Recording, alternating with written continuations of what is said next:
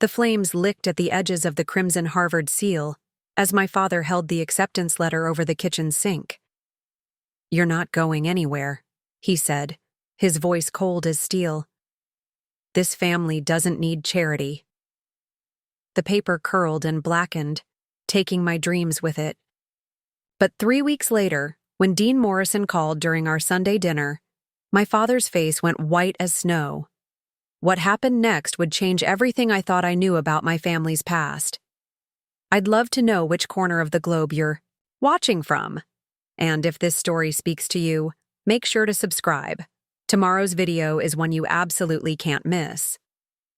The acceptance letter arrived on a Tuesday morning in March, tucked between utility bills and grocery store flyers. I was 17, a senior at Riverside High in Columbus, Ohio, and I'd been checking the mailbox obsessively for weeks. When I saw that thick envelope with Harvard University's return address, my hands actually shook as I tore it open. "Congratulations, Miss Catherine Walsh," it began. "The admissions committee is pleased to inform you that you have been selected for admission to Harvard College's class of 2028. I must have read those words 50 times before they sank in. Catherine Walsh, me, the girl who worked double shifts at Murphy's Diner to help pay rent, who studied by lamplight because our electricity got cut off twice last winter, was going to Harvard. Not just going, but going with a full scholarship. The letter mentioned something called the Morrison Family Endowment, covering tuition, room, board, even books. I ran upstairs, taking the steps 3 at a time, clutching that letter like it was made of gold. My father, Frank Walsh, was in his usual spot, the worn leather recliner in our cramped living room, watching the afternoon news with a beer balanced on his gut. He'd been laid off from the steel mill 6 months earlier and hadn't looked for work since. "Dad, you're not going." "To believe this," I breathed, practically vibrating with excitement. "I got into Harvard, full scholarship, everything paid for." He looked up from the television, his bloodshot eyes focusing on the letter in my hands. For a moment, something flickered across his face. Surprise, maybe even pride. But then, his expression hardened into that familiar scowl. "Let me see that," he said, extending his hand. I handed over the letter, watching his face as he read. His jaw tightened with each line, and by the time he finished, his hands were trembling, not with joy, but with something else entirely, something that looked like rage. "This is garbage," he spat, crumpling the letter. "We don't take handouts from rich people who think they're better than us." "Dad, it's not a handout. I earned this. My grades, my SAT scores, my essay." "Your essay?" He laughed, but there was no humor in it. "What did you write about, Catherine? Our pathetic little life? How poor are we? How can your drunk father can't keep a job?" The words hit me like a slap. "That's not— I would never— Save it." He stood up, swaying slightly. "You think I'm stupid? You think I don't know how? These things work? Rich families throw money around to make themselves feel good about stepping on people like us.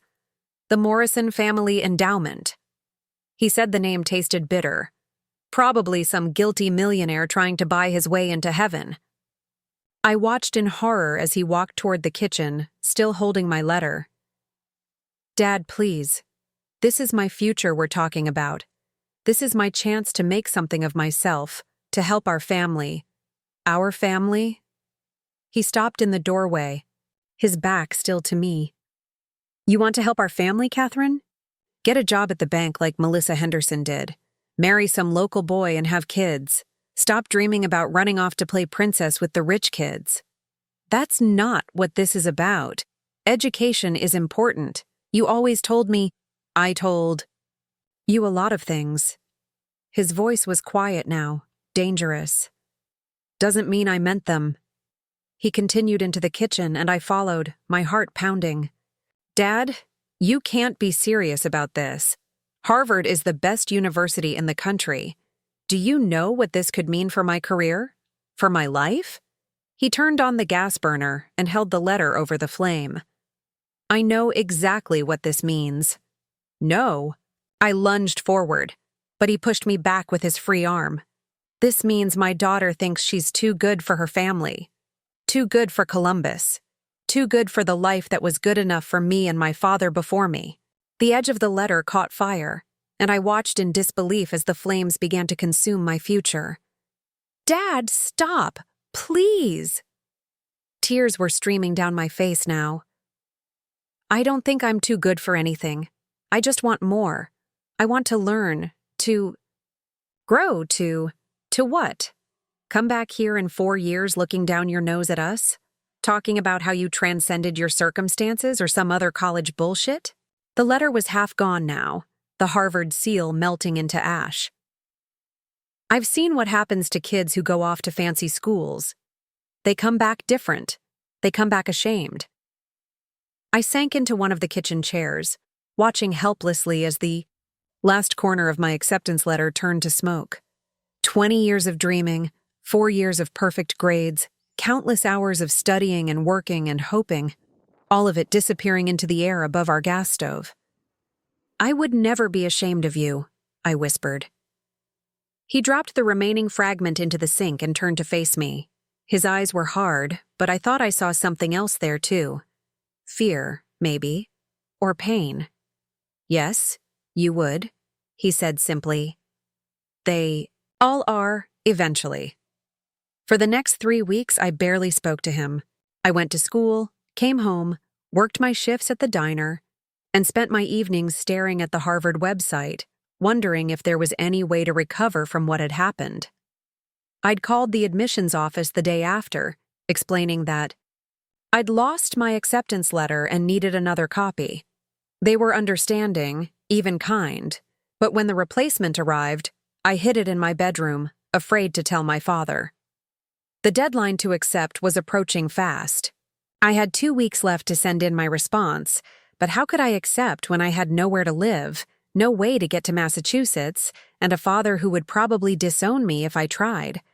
I was trapped between the life I'd always known and the future I'd always dreamed of, with no bridge between them. The answer came on a Sunday evening in April when we were sitting down to dinner. My mother had made her famous pot roast, though famous might be generous, since the only people who'd ever tasted it were the 3 of us. She'd been quiet about the Harvard situation, caught between supporting my dreams and keeping peace, in the house. That night, she was telling us about her day at the grocery store, about how Mrs. Peterson's son had gotten a promotion at the insurance company, when the phone rang. My father frowned. Who calls during dinner? The phone kept ringing. Our ancient landline had a shrill, persistent tone that could wake the dead. After 6 rings, my mother got up to answer it. Walsh residence, she said.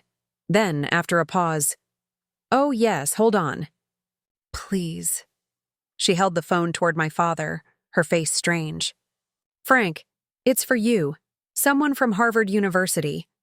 My father's face drained of all color as he stared at the phone in my mother's outstretched hand. For a moment, he didn't move, didn't breathe, didn't even blink. The silence stretched so long that I could hear the grandfather clock ticking in the hallway, counting off seconds that felt like hours. Harvard? He finally whispered, the word barely audible. Yes, they asked specifically for Frank Walsh, my mother said, still holding the phone. They said it was urgent. I watched my father's hands begin to shake as he reached for the receiver. This was the same man who'd burned my acceptance letter without hesitation, who'd called Harvard scholarship money charity from rich people. Now he looked like he'd seen a ghost. This is Frank Walsh, he said into the phone, his voice hoarse.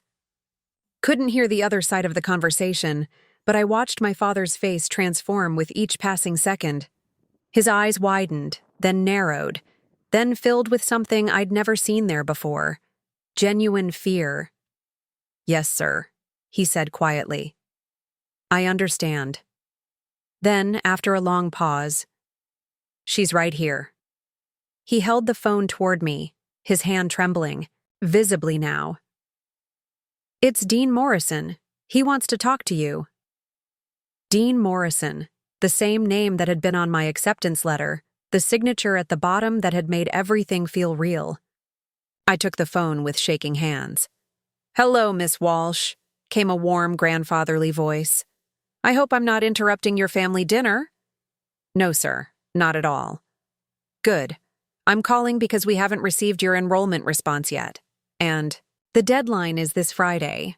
Normally, I wouldn't make personal calls about this, but your situation is rather special." I glanced at my father, who was staring at his plate like it might contain the answers to the universe. "Special how, sir?" "Well, you see, the Morrison Family Endowment that's funding your scholarship. It was established in 1987 by my late father, Professor James Morrison. He was quite specific about the criteria for recipients. Academic excellence, of course, but also students who'd overcome significant personal challenges. Students who reminded him of someone very important to him." My heart was pounding so hard I was sure everyone could hear it. "I see. Miss Walsh, may I ask you something? Has anyone in your family ever attended Harvard?" The question hit me like a thunderbolt. I don't think so, sir."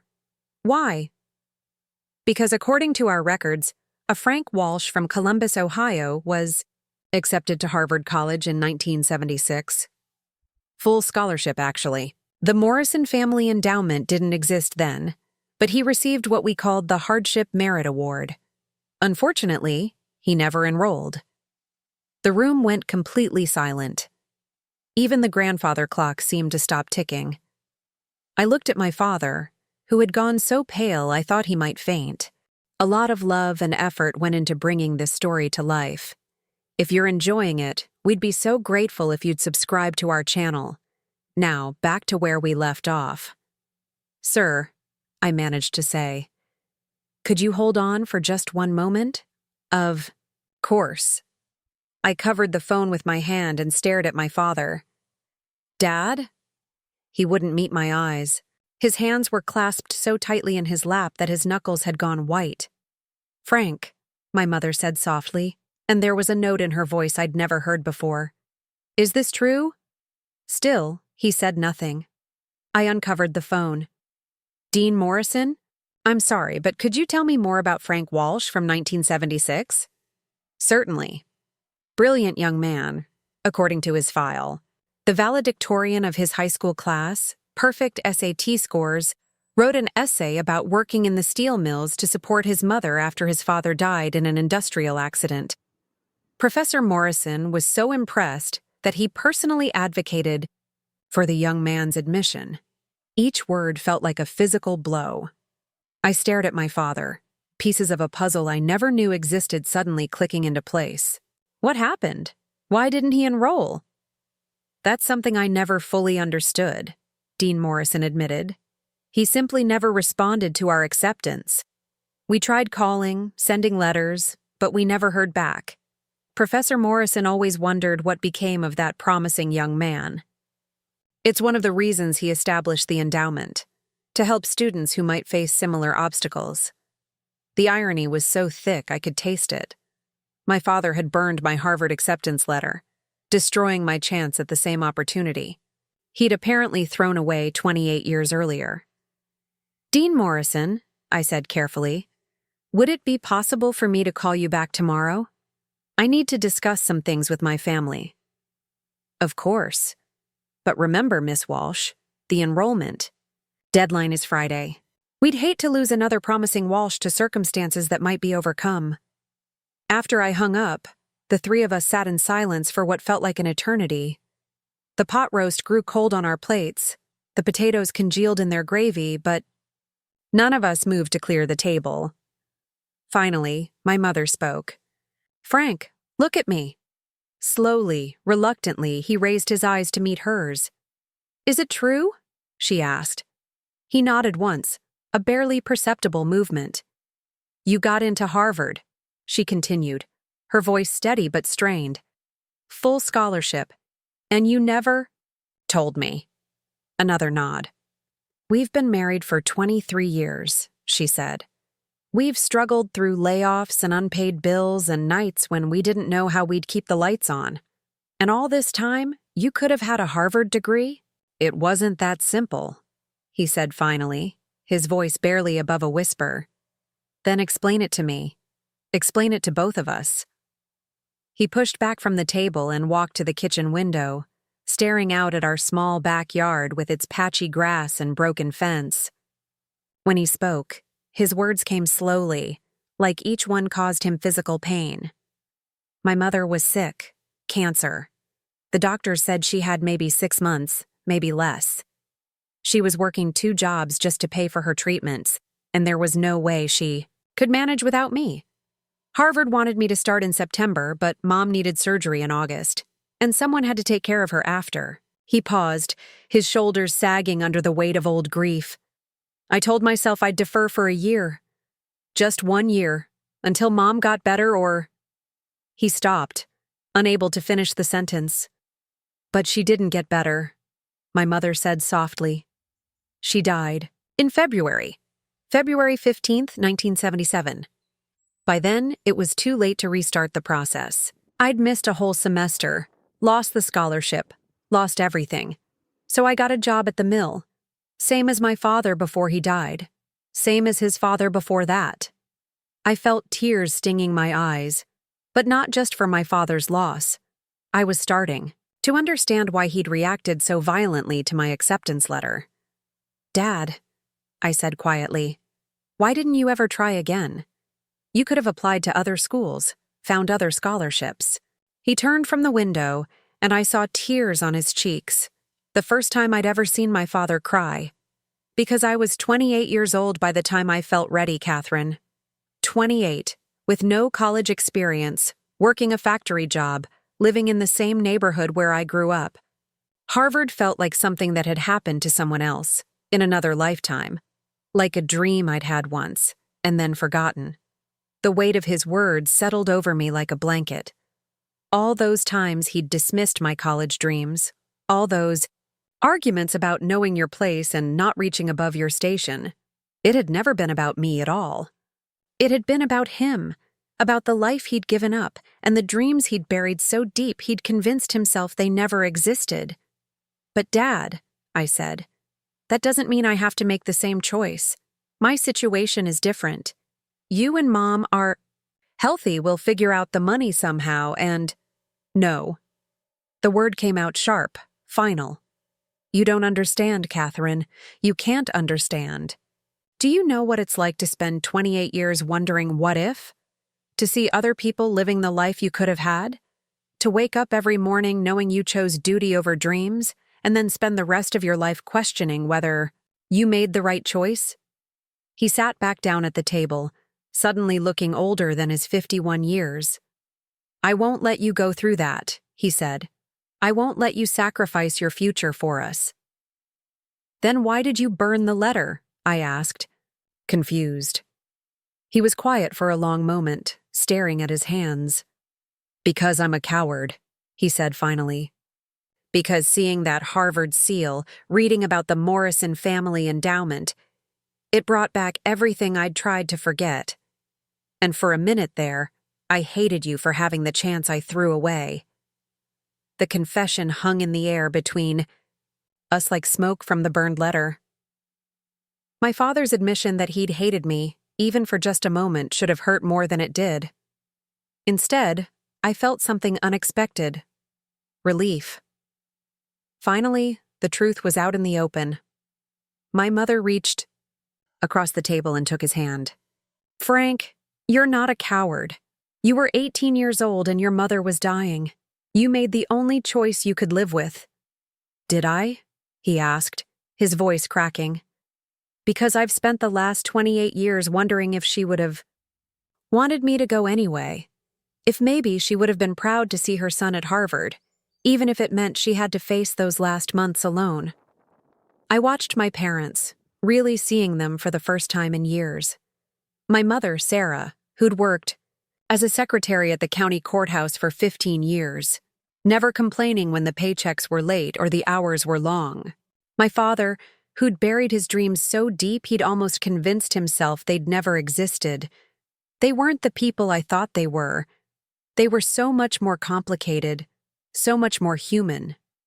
There's something else, my father said suddenly. Something I haven't told you. My mother and I exchanged glances. After tonight's revelations, I wasn't sure I could handle any more family secrets. 2 months after Mom died, I got a letter. From Harvard. From Professor Morrison himself. He stood up and walked to the old roll-top desk in the corner of the kitchen, the one that had belonged to his father. He opened the bottom drawer and pulled out a manila envelope, yellowed with age. "You kept it?" my mother asked, surprised. "I kept everything," he said quietly. "Every letter they sent, every form I never filled out, every reminder of what I'd given up." He handed me the envelope. Inside was a handwritten letter on Harvard letterhead, dated March 15, 1977. The handwriting was elegant but firm, the ink faded but still legible. "Dear Mr. Walsh," I read aloud. "I was saddened to learn of your mother's passing through mutual acquaintances in Columbus. Please accept my condolences on your loss. I understand that family obligations prevented you from accepting our offer of admission last fall, and I want you to know that your decision speaks to your character rather than your capabilities." I paused, looking up at my father.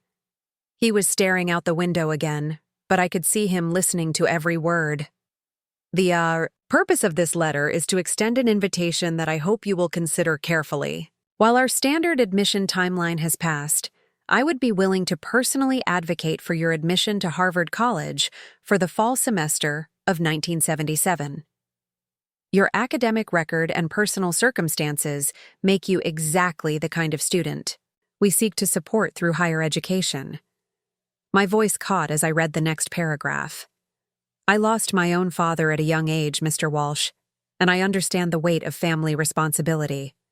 But I also know that sometimes the best way to honor those we've lost is to pursue the opportunities they sacrificed to give us. Your mother worked 2 jobs to support your education. I believe she would want you to continue that journey."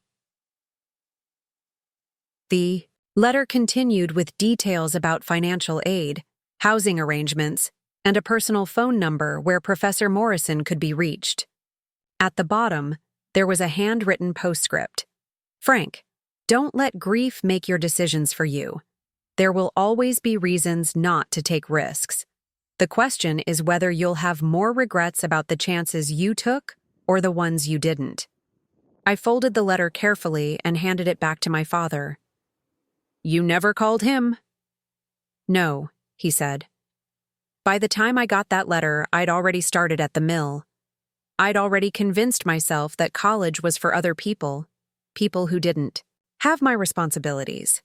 I told myself Professor Morrison didn't understand real life, that he was just some privileged academic who'd never had to choose between dreams and duty."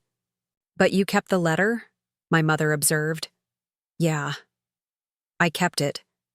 Read it probably 100 times over the years, especially when things got tough at the mill.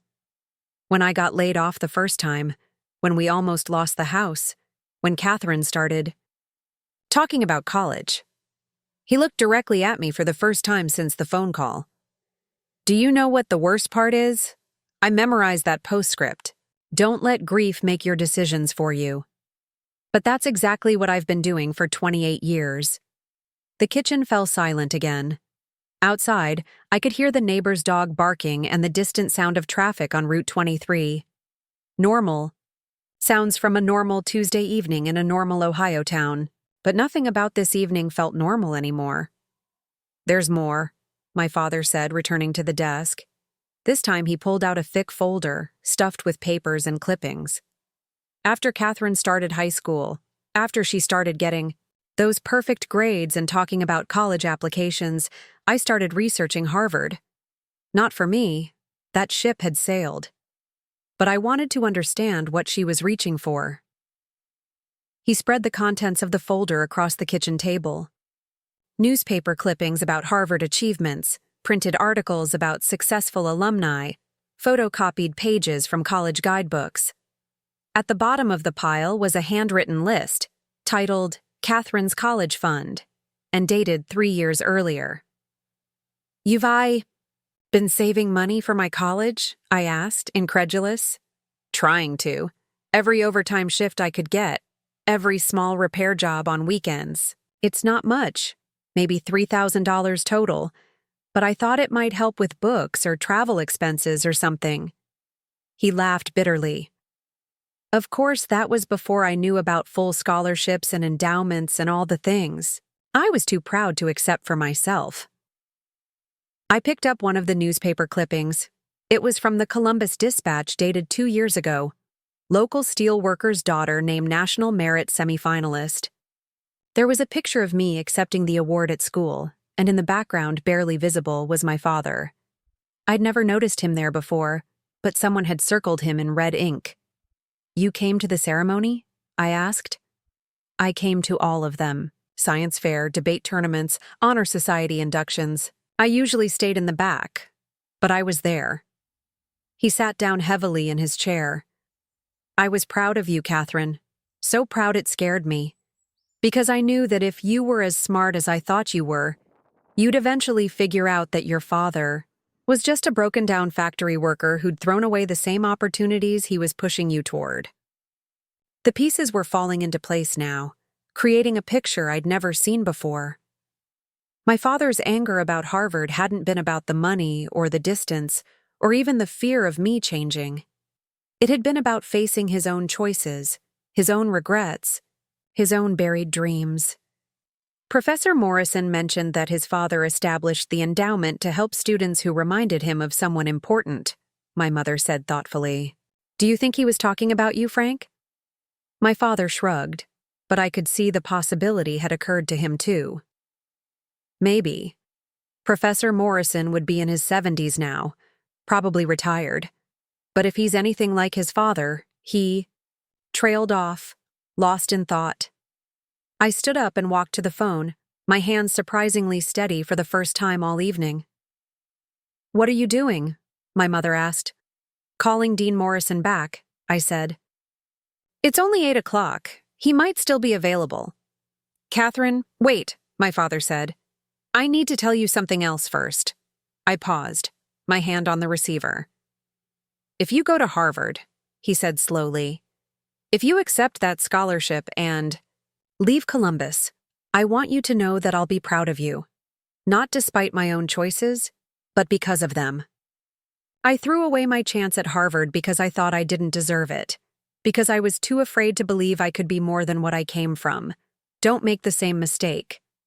He reached into his back pocket and pulled out his wallet, extracting a small, faded photograph. It was his high school graduation picture, and written on the back in his mother's handwriting were the words, "My Harvard boy, I know you'll make me proud." "She kept this picture on her nightstand until the day she died," he said, his voice barely audible. "I found it when I was cleaning out her room. I think she knew what I was giving up for her, and I think she wished I wouldn't." The photograph trembled in my hands as I realized what it meant. My father hadn't just sacrificed his Harvard education for his mother. He'd sacrificed it despite knowing it would break her heart. The weight of that realization, the complexity of love and duty and regret, was almost too much to bear. "Dad," I said softly, "it's not too late." "What do you mean?" "Professor Morrison is still alive. Dean Morrison is his son. Maybe there's still time to make this right, for both of us." I picked up the phone and dialed the number Dean Morrison had given me, my heart pounding with possibility and hope and terror all mixed together. The phone rang 3 times before Dean Morrison answered. "Morrison Residence." "Dean Morrison? This is Catherine Walsh. I'm sorry to call so late, but I need to ask you something important about your father and my dad." "Of course, Miss Walsh. I was hoping you'd call back. Is everything all right?" I looked at my father, who was sitting rigid in his chair, staring at the photograph of his mother. "Sir, my father just told me something that I think you should know. He was the Frank Walsh from 1976, the one who never enrolled." There was a long pause on the other end of the line. "I see. Is your father there with you now?" "Yes, sir." "May I speak with him?" I held the phone toward my father, but he shook his head frantically. "I can't," he whispered. I can't face him after all these years. He's not ready to talk. Right now, I said into the phone. But Dean Morrison, there's something else. Your father wrote him a letter in 1977 after his mother died. He offered to personally advocate for my father's admission that fall. Did you know about that? Another pause, longer this time. Miss Walsh, would it be possible for you and your parents to come to Boston? I think there are some things we need to discuss in person. My heart skipped. Boston? When? This weekend, if you can manage it. I'll arrange for your travel and accommodation, of course. There's someone I'd very much like you to meet. Someone? My father is 82 years old now, Miss Walsh, but his memory is sharp as ever, and he's never forgotten the young man from Columbus who never came to Harvard. After I hung up, the three of us sat in stunned silence. Boston, this weekend. To meet the man who had tried to change my father's life 28 years ago. I can't go, my father said finally. I can't face Professor Morrison. What would I say? Sorry I wasted your time and never had the courage to call you back? You'll say thank you, my mother said firmly. You'll thank him for seeing something in an 18-year-old boy that the boy couldn't see in himself. And then you'll watch your daughter accept the opportunity you couldn't. The next 3 days passed in a blur of preparation and anxiety. My mother took time off work, something she never did, to help me shop for appropriate clothes to meet Harvard professors. My father alternated between excited planning and complete panic attacks. He'd disappear into the garage for hours at a time, emerging with red eyes and grease-stained hands, having accomplished nothing but worry. On Friday morning, we boarded a plane at Columbus International Airport, the first flight any of us had ever taken. My father gripped the armrests during takeoff, like his life depended on it, while my mother stared out the window in wonder. I spent the flight reading everything I could find about Professor James Morrison online, piecing together a picture of the man who had shaped both my past and my future. Professor Morrison had retired from active teaching in 1995, but remained Professor Emeritus of American Literature.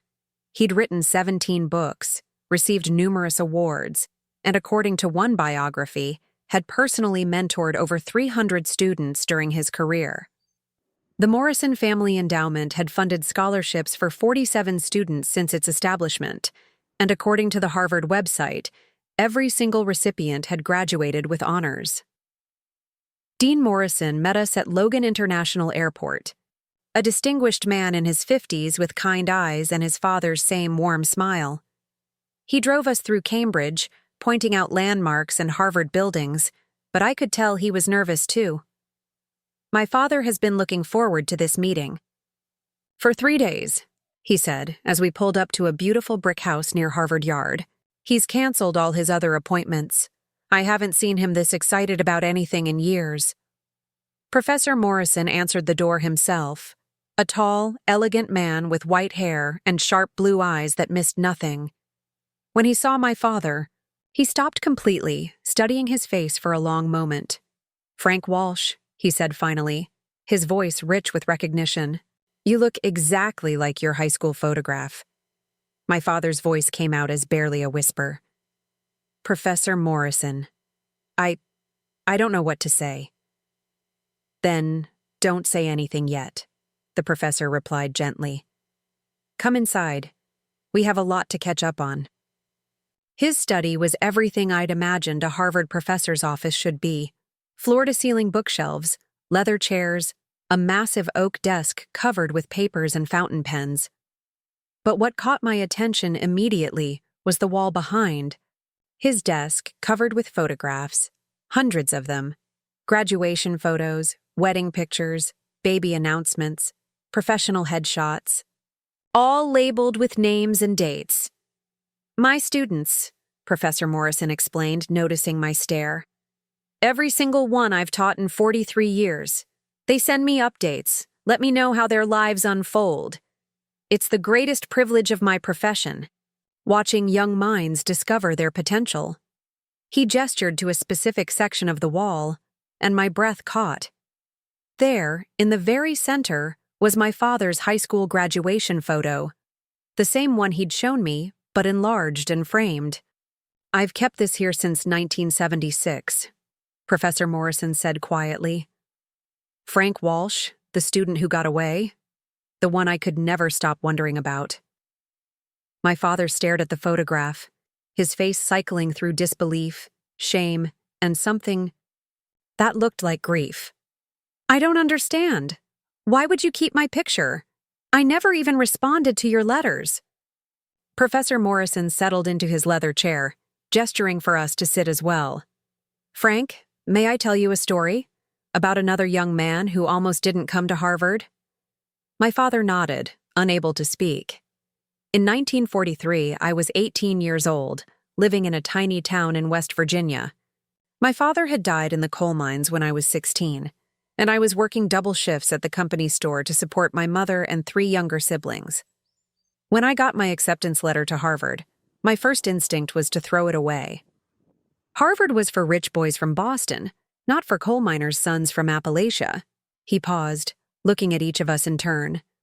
But my mother, God rest her soul, she had different ideas. She took that letter, walked to the bank, and took out a loan against our house. Everything we had. "James," she said, "this family's been digging coal for 3 generations. You're going to dig something different." The parallel to my father's story was impossible to miss. But where Professor Morrison's mother had pushed him toward opportunity, my father had needed him to stay. "I came to Harvard scared, broke, and completely out of place," he continued. "I worked in the dining halls, cleaned classrooms, tutored other students for pocket change. There were times I wanted to quit, times I thought I'd made a terrible mistake. But I had one professor, Dr. William Hartwell, who saw something in me that I couldn't see in myself." He stood up and walked to his bookshelf, pulling out a slim volume.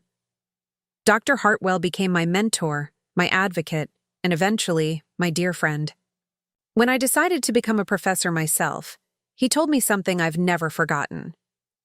"James, the greatest tragedy in education isn't the students who fail, it's the ones who never get the chance to try." He handed the book to my father. It was Professor Morrison's first published work, dedicated to Dr. William Hartwell, who believed in a coal miner's son, and to Frank Walsh, who reminded me why that belief matters.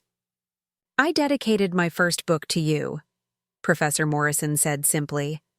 "A student I'd never taught, in a class you never attended, because your story, your choice to sacrifice your dreams for family, taught me something profound about character and love that I've carried with me ever since." My father was crying now, openly and without shame. "But I wasted it," he said. "I wasted the opportunity you gave me." "Did you?" Professor Morrison asked. "Frank, let me tell you what I learned about you after you didn't come to Harvard. I made some calls, did some research. You worked at Henderson Steel for 26 years. You were promoted to floor supervisor, then shift manager. You never missed a day of work. You coached Little League Baseball for 15 years. You served on your church board. You raised a daughter who earned a perfect SAT score and wrote one of the most moving personal essays I've read in 40 years of academic life." He walked to his desk and picked up a folder I hadn't noticed before. "Catherine, your essay about working at Murphy's Diner to help your family, about studying by lamplight, about dreaming of using education to lift others up. It could have been written by your father 28 years ago. The same intelligence, the same determination, the same deep sense of responsibility to family and community." He opened the folder and showed us Catherine's essay, annotated in his careful handwriting. When I read this, I knew immediately who you were, he said to me. Not just Catherine Walsh, but Frank Walsh's daughter, the child of the student who taught me that sometimes the most noble choice is the one that breaks your heart. My father looked up at Professor Morrison with wonder in his eyes. "You don't think I was a coward?" "A coward?" Professor Morrison laughed, a rich, warm sound that filled the study. "Frank, you were 18 years old and you chose love over ambition. You chose duty over dreams. You chose to be the man your mother needed rather than the man you wanted to become. That's not cowardice. That's heroism." He sat back down and leaned forward, his voice becoming more intense. "But here's what I want you to understand. Both of you. Your sacrifices, Frank, your years of hard work and dedication, they led to this moment. They created the circumstances that allowed Catherine to excel, to dream, to reach for opportunities you couldn't take. Your choice wasn't wasted. It was an investment in her future." The room fell silent except for the ticking of an antique clock on the mantel. Outside, I could hear the sounds of Harvard Square, students talking, car doors slamming, the normal sounds of academic life continuing. But inside this study, time seemed suspended between past and present, between choices made and chances offered. "There's one more thing," Professor Morrison said quietly. "Something I've been saving for the right moment." Professor Morrison walked to a locked cabinet in the corner of his study, retrieving an ornate wooden box that looked like it had been crafted decades ago. The brass nameplate on top read, "F. Walsh, Class of 1980. Frank, when you didn't enroll in 1976, and when you didn't respond to my letter in 1977, I could have simply moved on. But something about your story stayed with me. So I did something perhaps unconventional." He set the box on his desk and opened it carefully. Inside, nestled in burgundy velvet, were items I couldn't immediately identify. Official-looking documents, a small leather journal, and what appeared to be academic regalia. "I kept your place," Professor Morrison said simply. "Not officially, of course, but in my heart and in my planning. Every year, I set aside funds from my personal research budget. Every year, I wrote recommendations for scholarships that you might have earned. Every year, I tracked what your academic journey could have looked like." He pulled out the leather journal and opened it to the first page.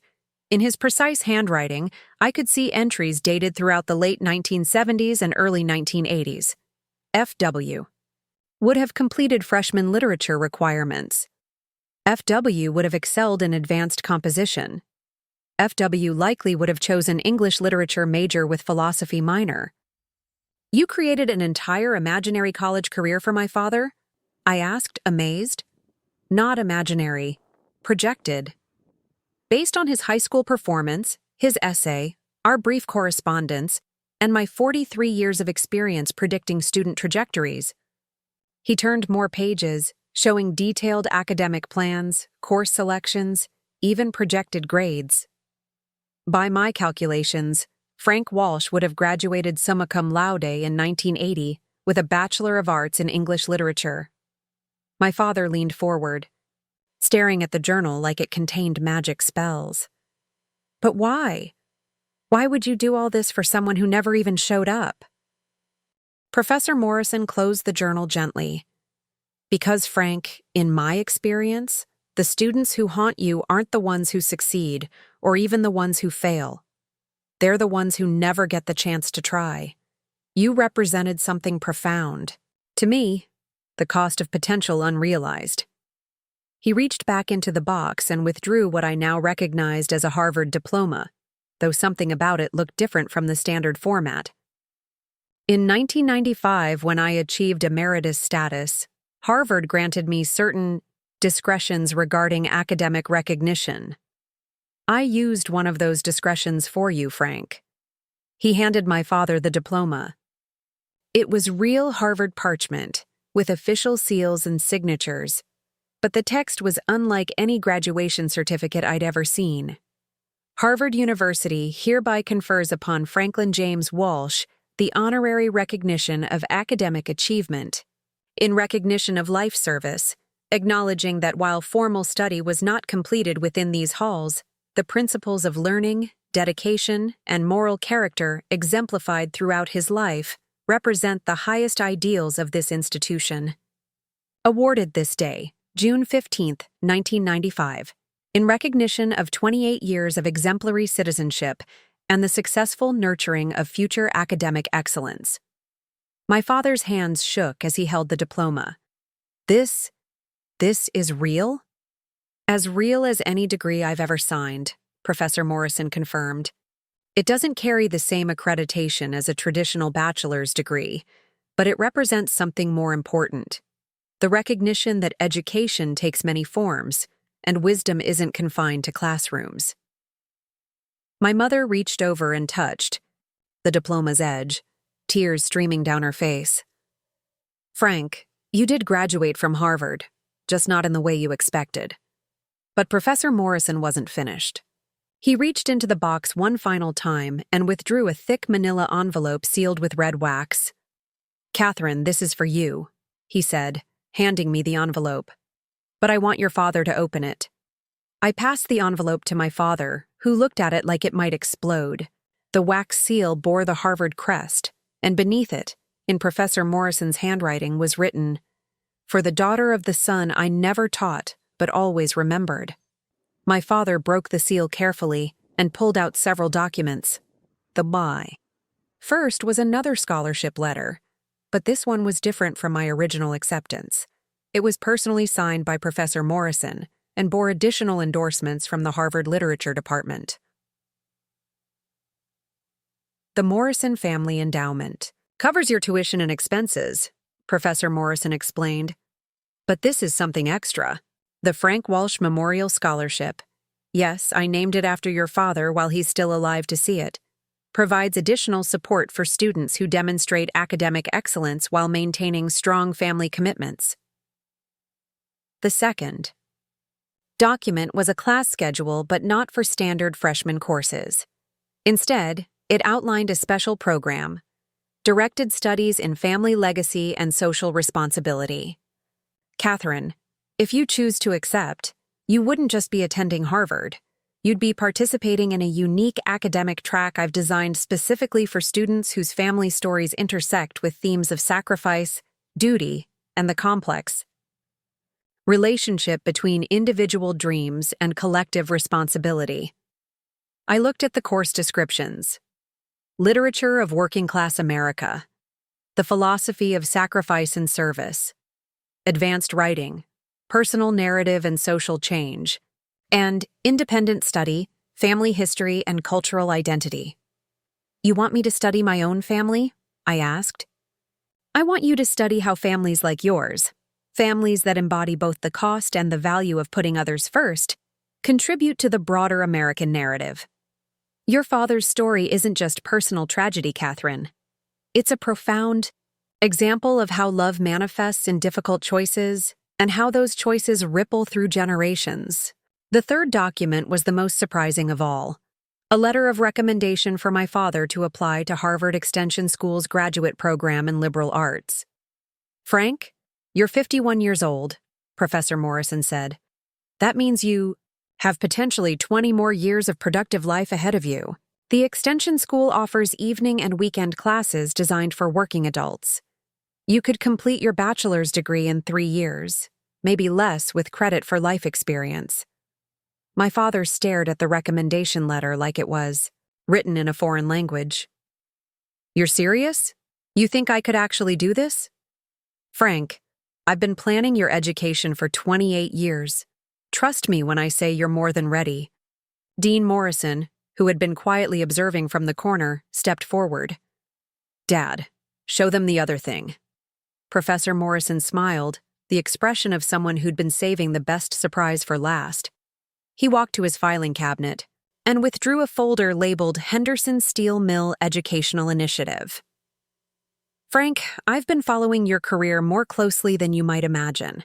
3 years ago, when Henderson Steel was facing layoffs, you submitted a proposal to management, suggesting a worker retraining program. Do you remember that? My father nodded slowly. They rejected it, said it was too expensive and too complicated. Well, I read that proposal. Dean Morrison has connections in industrial development, and we've been working with some colleagues in Harvard Business School.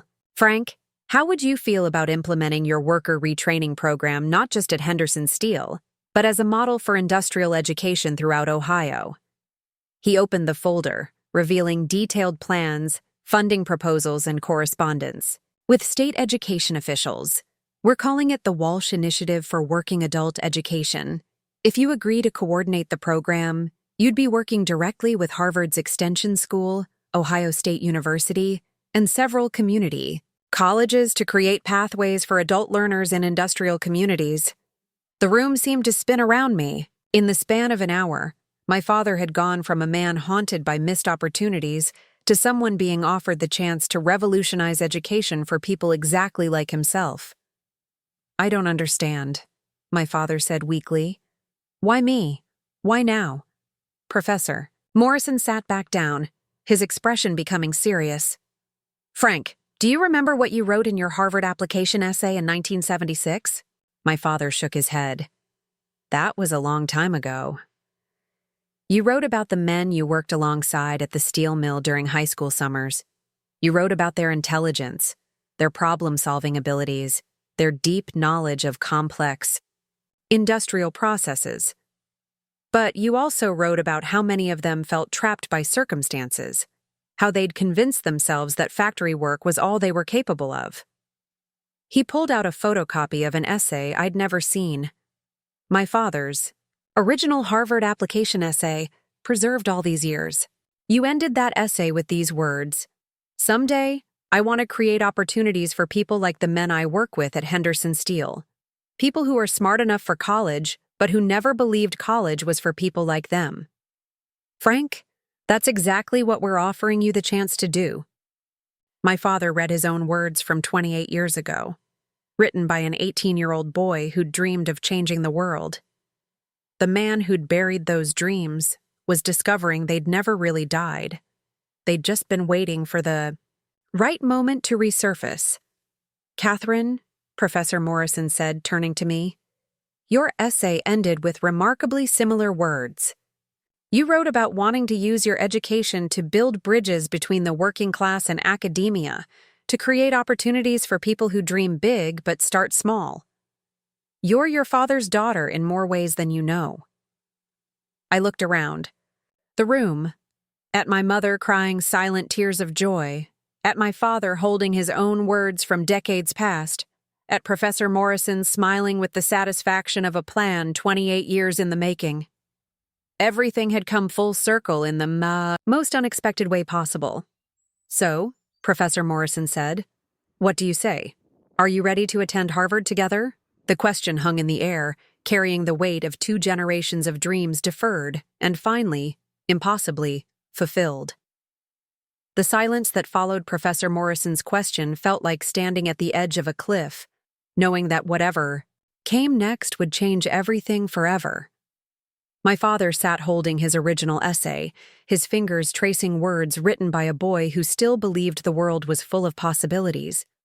My mother gripped the arms of her chair, barely breathing, and I found myself thinking about moments. How some moments divide your life into before and after, and how you never see them coming until they're already there. "I need some air," my father said suddenly, standing up so quickly that his chair rocked backward. "I'm sorry, Professor Morrison, I need a minute to think." He walked out onto the small balcony that overlooked Harvard Yard, and through the French doors, we could see him leaning against the railing, his shoulders shaking with emotion. My mother started to follow him, but Professor Morrison gently placed a hand on her arm. "Let him process this," he said kindly. 28 years of believing something about yourself doesn't change in a single conversation, no matter how revelatory. Dean Morrison, who had been quietly documenting this entire meeting on his phone with his father's permission, stopped recording and set the device aside. "Catherine, how are you feeling about all this? How was I feeling? 3 hours ago, I'd been a 17-year-old girl from Columbus, Ohio, whose biggest worry was whether my father would ever forgive me for wanting more than he'd had. Now I was being offered not just admission to Harvard, but a chance to study alongside the man who'd shaped my life through his choices and sacrifices. I was being invited to help design educational programs that could change thousands of lives, to turn my family's story of missed opportunities into a catalyst for creating new ones. Terrified, I said honestly, and excited, and guilty. Guilty? Professor Morrison asked. My father gave up his dreams so I could have mine. If he goes back to school now, if he takes this position with the Walsh Initiative, he'll be living the life he always wanted. But he'll be 54 when he graduates, starting over in a completely different field. What if I'm taking away the time he should be spending enjoying the life he's already built? My mother spoke up for the first time in several minutes. Catherine, can I tell you something about your father that you might not know? I nodded. Frank hasn't been happy at the steel mill for 15 years. Oh, he's good at his job, and he's proud of his work, but it stopped challenging him a long time ago. Every night when he comes home, he goes straight to that desk in the kitchen and reads history books, philosophy, literature, things he checks out from the library but never talks about, because he's convinced himself that a factory worker has no business reading Thoreau or discussing economic theory. She looked toward the balcony, where my father stood with his back to us. 3 months ago, I found him at that desk at 2 a.m, writing pages and pages of ideas about education and worker training and social policy. When I asked him what he was working on, he got embarrassed and shoved it all into a drawer. But I read some of it later, and Catherine, your father has been developing the exact kind of programs Professor Morrison is describing. He just never believed anyone would take him seriously. Professor Morrison leaned forward with interest. Do you still have those writings? I made copies, my mother admitted. I thought maybe someday he'd get the courage to show them to someone who could help him implement the ideas. She reached into her purse and pulled out a small stack of folded papers. I brought them with me, just in case. As Professor Morrison read through my father's notes, his eyebrows rose higher and higher. These are remarkable, he said finally. Frank has essentially designed a comprehensive adult education framework that addresses every major barrier to working-class higher education. Financial accessibility, scheduling flexibility, family support systems, employer partnerships. He's thought through everything. He looked up at my mother with something approaching awe. Mrs. Walsh, your husband has been doing graduate-level work in educational policy without realizing it. These ideas could revolutionize how we think about adult learning in industrial communities. Meanwhile, on the balcony, I could see my father talking on his cell phone. His posture had changed, from defeated to animated, and he was gesturing as he spoke. After about 10 minutes, he came back inside, his eyes bright with an emotion I couldn't identify. I just called Henderson Steel, he announced. I told them I was resigning, effective in 2 weeks. My mother gasped. Frank, what have you done? We need that job, the health insurance. Sarah, I've been offered a position as Director of Adult Education Outreach for the Walsh Initiative, he said, his voice stronger than I'd heard it in years. Professor Morrison and Dean Morrison have been working with the state of Ohio and several major employers to create a pilot program. If we accept, I'd be traveling to industrial communities throughout the Midwest, helping set up education partnerships. He turned to Professor Morrison. The salary you mentioned would be more than I make at the mill, with better benefits and the chance to actually use my brain for something other than watching temperature gauges and shift schedules. And Catherine would be studying at Harvard. While you're implementing these programs, Dean Morrison added, you'd both be working toward the same goal from different angles, breaking down the barriers between working-class communities and higher education. My father walked over to where I was sitting and knelt down beside my chair, the way he used to when I was little and needed his help reaching something on a high shelf.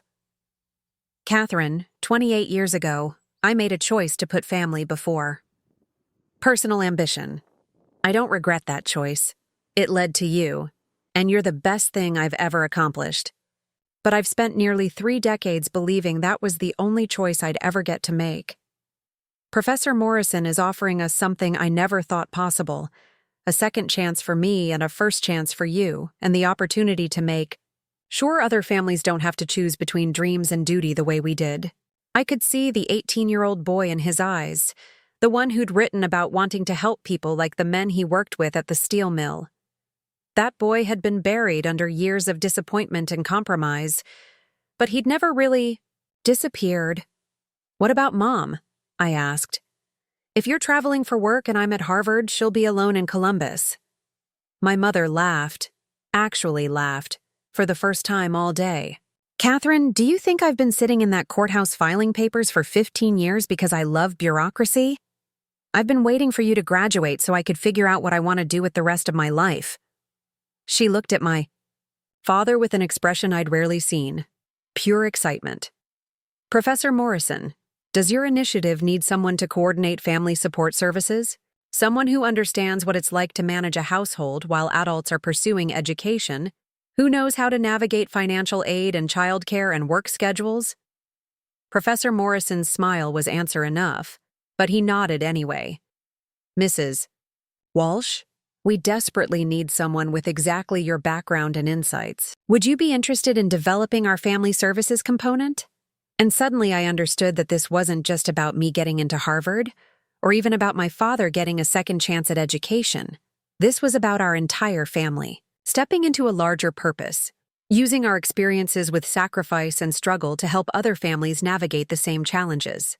There's one more thing, I said, thinking about all the families like ours scattered throughout Ohio and Pennsylvania and West Virginia. Families where parents worked double shifts so their kids could dream bigger, where potential went unrealized, because no one believed in second chances. What if we documented this? What if we filmed families going through these programs, told their stories, showed other people that it's possible to change your life at any age? My generation grew up with social media and video content. We know how to reach people who might never set foot in a traditional classroom, but who might be inspired by seeing someone like them succeed. Dean Morrison pulled out his phone and started taking notes. Catherine, you're talking about a multimedia component to the initiative.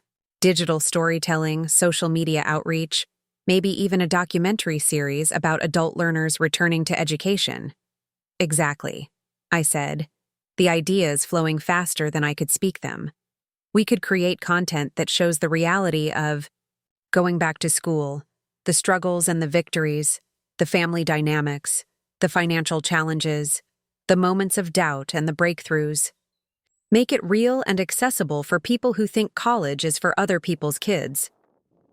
My father stood up and walked to the window, looking out at Harvard Yard where students younger than me were walking between classes, carrying backpacks full of books and dreams.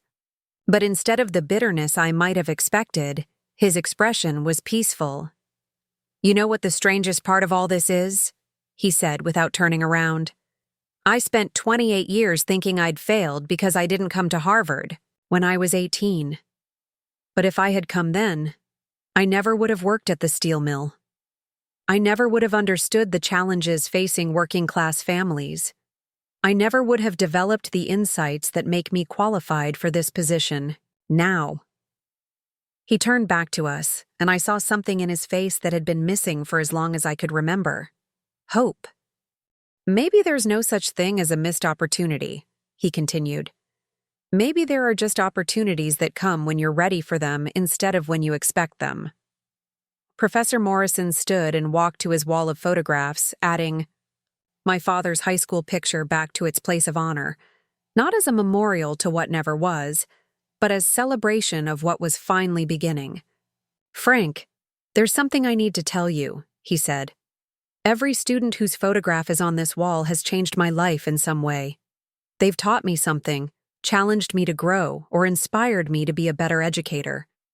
But your photograph has been the most important one of all, because it taught me that education isn't just about the students who show up to class. It's about the potential that exists in every person, waiting for the right moment to be awakened. He picked up the wooden box that had contained my father's honorary degree and all the documents of his imagined academic career.